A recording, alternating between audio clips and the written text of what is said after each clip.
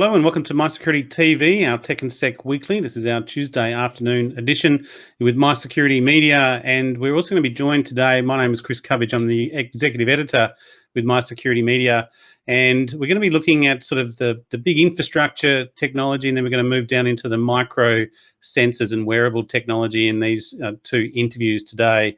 We're going to be joined by Peter Bannister, the Group Managing Director with Fibre Expressway. This is a $1.5 billion project called Koete, which is a Japanese word for on beyond or go beyond. And we'll hear more about this, but effectively they're going to be building some global digital hubs in Western Australia and the Northern Territory. So it looks like a very interesting project and quite a large project.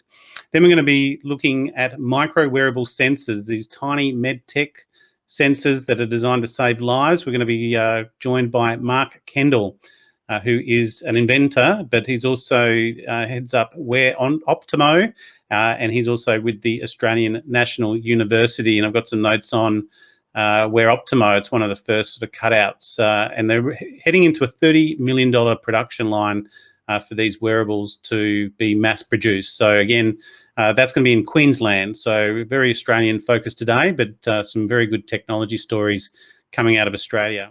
Now to Peter Bannister, the Group Managing Director with Fibre Expressway. Peter, thanks for joining us. Thank you very much for having me. Very good. That's a slight picture in that slide of one of the digital hubs that have been sort of proposed for Western Australia and the Northern Territory, and US dollars 1.5 billion. It's great to see that type of investment coming in, particularly to the west coast and northern part of Australia. Maybe talk us through the project, what it involves, and where you're at, and also the timeline of this as well will also be interesting. Sure. Okay, it all starts from where we live in Western Australia, probably the most geographically isolated city in the world, and I came here 20 years ago. Had been working for British Petroleum in the region and working in the oil and gas business. And even back then, oil and gas and mining customers were sort of bemoaning the lack of connectivity here and bandwidth. They had, shipbuilding yards in Singapore. So it was a project that needed to get done, and over the years we kept looking at it, and about 5 years ago we decided with a group to let's get on and not only build a subsea cable but also data centers connected to it, because with the cloud today, cloud does live in a data center, but it travels across subsea cables. There are hundreds of thousands of subsea cables in the ocean today. So we looked at putting that together, but what we wanted to do, not only to bring for overseas jobs and revenues to Western Australia, we needed a digital highway or a digital to come down here from Asia, but also we wanted to serve a community of interest network all the way down from Northern Territories to Perth, so that falls in Indigenous communities, oil and gas and mining. And the advantage for us is that we own the data centers and the subsea cable, so we have a one-stop shop, if you like, for customers looking to come and use our services. And the big drive is to bring more business into Western Australia and the Northern Territories. They've both spoken about being Asia Pacific countries or cities, and I think this will enable that to happen. And this will connect up into Asia. Is it an extension of cable coming down, or is it originating in Australia and going to head up? It's a new cable, so it runs from Perth up through Indonesia, Singapore, then to Malaysia, and then up the coast from here to Darwin. But although it's a subsea cable, we can come on shore at several points up that coast and provide what we call a cable landing station and a telecoms tower, and now enable 5G networks north of Perth. So for companies like NBN and Vodafone, it will give that capability to connect as well. So, well, say good day to Silvana, Perth girl over there as well. What type of impact? That's a big investment into the WA sector and the technology sector, and there's a lot going on over in WA as well. I suppose where did the project originate from? Is this a demand driven where sort of the investors have identified this opportunity and the need, or as you say, the cloud computing and the computing requirements, this is almost projected planning that's taking place? Is it opportunistic, or is it just part of a roadmap? I guess a bit of both. I mean, as I say, down here, oil and gas and mining, offshore oil and gas. But the biggest driver for us was floating LNG assets were suddenly put out a long way out in the ocean. They have to have fibre optic cables connected, but one of them has about 30,000 sensors on it.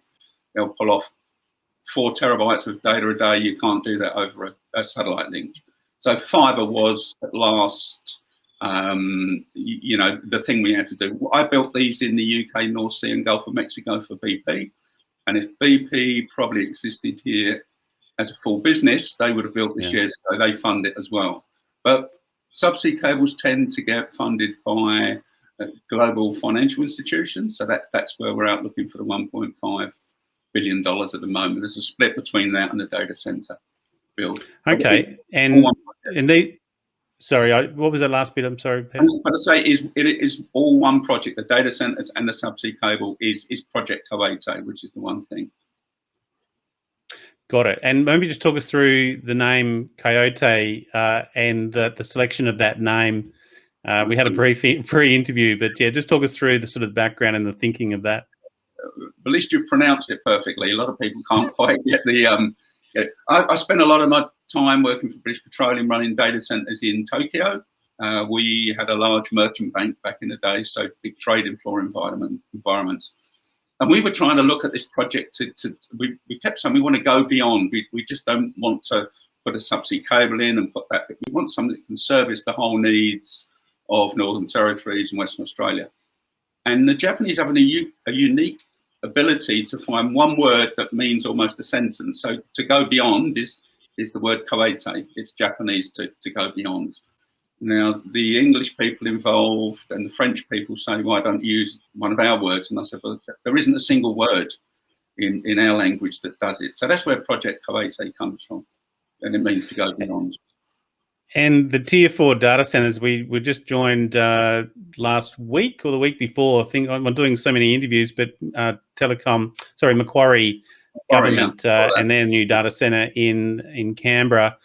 Do you think I know NextDC's over there too, but do you think you're filling a bit of a void over there with what else you're seeing in the data center market, being, as you say, that remote sort of part of Western Australia and the Northern Territory? Yeah. I think, listen, I mean, NextDC are here, Equinix, and they're both great companies. We hope to work with them. We try to work on a very collaborative basis with other companies here. If someone has a Tier 4 data center and there's a problem, they look to back it up to another Tier 4 data center. So, but what we found from the marketplace pre-COVID, we could travel around the world and talk to, you know, the Googles and the Facebooks. They were looking for almost like a single point of contact for moving their data across the world from one data center. No disrespect to any Americans listening, some people don't even in America know where Perth exists, where it is. And I think that was a great thing for us. It was that remoteness of it was a safe place for them to use a data center. Mm-hmm. So ours are Tier 4 for simple reasons. One of probably 73% of our revenue will come from outside of Western Australia. So we are looking to bring financial institutions down here. At the moment, those financial institutions have to travel all the way on a cable to Sydney. Our cable will give them a lot faster capability to make a trade, a lot lower latency. And, you know, we're closer to Singapore than we are to Sydney at the end of the day. So that was something like support existing business, but bring new business to Western Australia, jobs, revenues, and especially to the Indigenous communities. Yeah, and how much connection or sort of how transformative could this be for somewhere like sort of Dampier? I know that's where one of the sort of proposed sites, other than outside mining, but sort of that technology. And you mentioned sort of First Nations as well on, education and that connectivity and the change that this will potentially bring. Well, I mean, for the Indigenous communities, we have a couple of very interesting Indigenous celebrities involved in projects, and and they talk about, these guys need e-health, e-learning, and jobs, and they're very, very smart IT companies up there that can help us. So if we put a cable landing station, which is like a small data center and a big data center, we need to maintain them so indigenous jobs can be formed around that. We are also dealing with a couple of very large global entities on this project. We work on an outsourcing basis, so we don't actually build this ourselves. You go to a subsea cable constructor, you go to a data center constructor, and we have a very large overseas organisation who will probably take the whole project on for us. And they will, again, because of that, come and set up an office here in Perth. So again, brings jobs and revenues to this part of the world, which nice. Is right, yeah. And how much can you talk about the technology itself? I mentioned off, but prior, again, a couple of weeks ago, we had Infinera on talking about 800 gigs per fibre, and some of their cables were doing 24 to 26 terabytes per fibre. So yeah, what type of tech do you think your cables will have or adopt? I'll admit now I'm not a technical person, and I say when I say we built these in with British Petroleum, that, again, outsourced it to subsea cable companies. This cable will have 16 fibre pairs. It's a big cable, right, and probably start off with 4 of those lit up. And the idea is that other fibre pairs can be sold off to hyperscale type companies who want to come and use this. We are dealing with both of the top guys who provide that technology. We lay a piece of glass at the end of the day, and it's equipment that sits on the end. The technology is moving so fast with Infinera and with companies like Sienna that it's almost impossible to keep up with it. Well, you're right, because it was actually, it came to me, 800 gigs per wavelength. And then per fibre, you're up at 26 terabytes per fibre, and you've got pairs going through. So the effective, your kind of, the project will be those 4 pairs, and then you sell or lease out the rest to the market. It's very much down here. We live in a community. It's a big mining community here, and it's offtake. It's no different from a hole in the ground. People dig a hole in the ground and they tell people there's stuff down there and people put money into it. So not too dissimilar, but at the end of the day, it's offtake agreements. So people buy capacity on the cable, capacity in the data centers. Now they can buy capacity in both from one vendor at the moment. Very good. And maybe just talk us through the funding and how that will work, and where you're currently at with that, given it's, as you say, the 1.5 billion, you're still in that raising format. Yeah, so that's out in the market. There was market teasers put out to the international markets. I was in Hawaii in 2020, meeting with financial institutions, and then 2 months later, I got back to Perth and COVID arrived. So we got delayed because of that, and that's no excuse. That's the true thing. But when you're talking to finance guys, you can do a lot of it remotely. At the end of the day, you end up sort of being in a room, and they want to look at your eyes and see how it's going. So that pushed us back probably 8 or 9 months. But the banks are interested. All these guys are interested. We're now going through the bankable feasibility study. So obviously a bank loves what we're doing, but they need to see a technical report, commercial report. And the biggest thing here is environmental, because when we land on the coast, that they are indigenous communities. We can't just rock up and, So that's the bit we're going through, raising about, I think, $10 million that we're just going through at the moment to take us through to that. And do you have I noticed there's 3 greenfield data center sites. Do you have the sites selected, or are these just Perth, Darwin and Dampier nominated? No, we have all, well, it probably won't be Dampier now. It'll be a lot, it's close still, but there's another big development going on up there around the Gascoyne region, which fits perfectly with what we're doing.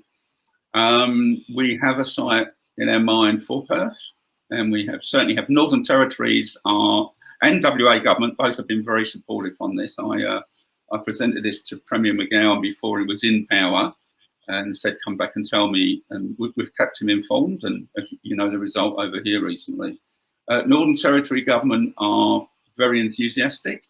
There's a lot going up there, as you can imagine, because of the South China Sea as well, situations. So, but none of that I can discuss, obviously. But it's a very interesting project. So they're the three sites. Gascoyne is pretty locked in, and we think that both of the other two are. Okay, very good. Well, look, I'm just waiting. I'm also just waiting for our next guest to sign in from Queensland. But if you did watch my my interview with Macquarie Government, it is one of those things that once you've seen one data centre, you've kind of seen them all, because it is like going to look at a big freeway and you go, yep, okay, that's how many lanes it's got, and we just got to drive on it, right? Yeah, but see, data centres, a lot of people stick a great big sign up on their data centre and say, here's Acme Data Centre. It's the last thing you want to do with a data centre. Also, years ago in the UK, I worked for a retail company called Marks and Spencer. And their data centres, you'd never, ever believe were data centres. Because sitting inside that thing is your most critical information. I saw your interview in Macquarie about sovereignty of data and that sort of thing. You've got to be so careful. So this will be in a pretty innocuous space. I see that picture you've got in the screen. I think that's through our yeah, all good provider. Yeah, all good. So yeah, we won't highlight where they are if we can help it. Yeah, but I suppose one thing I did like about your release is it doesn't mention sovereignty. It's not that I don't like sovereignty, but it's just I roll my eyes a little bit. It's a shame that we have to talk about it, but it is a fact of life. Yeah. How much sovereignty is in this in terms of the data, or as you say, you're obviously talking, this is quite an international project as well, linking Australia to the Asian region. This is not so much around data sovereignty. Is the fact that financial institutions, a lot of the hyperscalers, will not use a data center unless they're tier 4. We've had some deep and long discussions about this. You could build a tier 3, probably at Dampier, because mining maybe don't need a tier 4. But the cost overall of between a 3 and a 4 is, at the end of it, when you're up to 1.5 billion, you might as well. There's no big difference sort of going on Correct. At the moment. And I think if we get one shot to do this correct, and that's always been our vision, was 3 tier 4 data centers. And a very high capacity, high speed cable to connect it all together, owned by one company. And what is the timeline? When would you say construction would start, and estimated time frame? With the estimation on this, the thing that we had to reset was because of the subsea cable. All the things with subsea cable got delayed because of COVID. Factories were closed. So we think this will be completed in 2025, and, okay. and the project has started. We have to send out a cable survey ship that will go out this year. So there's certain things you go through just through approvals and these sort of things. So we've been working on this for the last couple of years. The guys put that seed capital up. We've got to the point where we needed to be, and as I say, when I was in Hawaii in 2020, we should have kicked it off and probably been to financial close by now, but that's been delayed 8 months. That's just something we have to live with, and as much as we're disappointed. And in fact, the delay has helped because COVID has just so increased the demand for this stuff. Yeah. It's gone crazy, and the proximity of where we are. And a lot more Americans know where Perth is now, believe me. Of course. And I suppose just to finish off, and Mark's almost ready to come on. Thanks, Mark. I had two kind of questions. One is, how are you finding the DC market in Australia? Like, how many might be under construction was sort of one question. And then the other one is the demand, is how strong are you finding that demand, and the financials, have they changed around that COVID? I think COVID has increased demand without a shadow of doubt, especially the subsea, because I'm no disrespect to any other data centers. A data center has to get data across from somewhere. Subsea cables at I think it's Sienna call it the cloudy ocean. You know, the cloud lives in the ocean just as well as a data center. The demand has gone up, and for me, in Western Australia, I wouldn't say you can't have too many data centers, but we like to see other good tier 4 data centers here because we want to work with them to collaborate on how we back our systems up. And you know, we're in discussions with both of the other companies anyway. And yep. You know, WA is a lot more collaborative today. When I came here years ago, you know, there wasn't any discussions around it. So, you know. Very good. Yeah. Well, look, it's been a landslide election over there in Western Australia. So as long as you know the Labor government, you'll be fine. I'd imagine they are very supportive.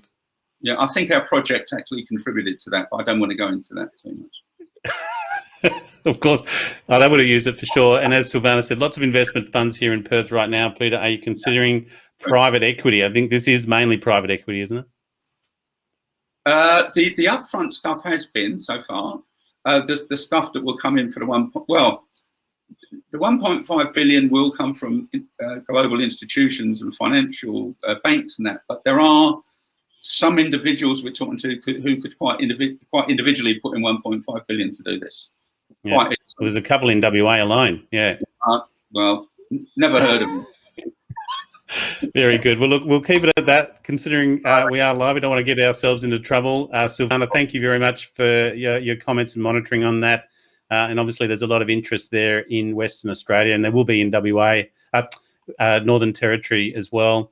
So look, on that note, Peter, thank you so much for your valuable insights and quite sort of candid insights there as well. Very, very interesting on the $1.5 billion Project Koete. How do I say it again? Koete. Koete, that's right. I think it was a fluke the first time. Global digital hubs being built for WA and the Northern Territory. Thank you, Peter. Have a great day. Thank you very much for this opportunity. Thanks, mate. I'll send you through the links. All the best. Bye now.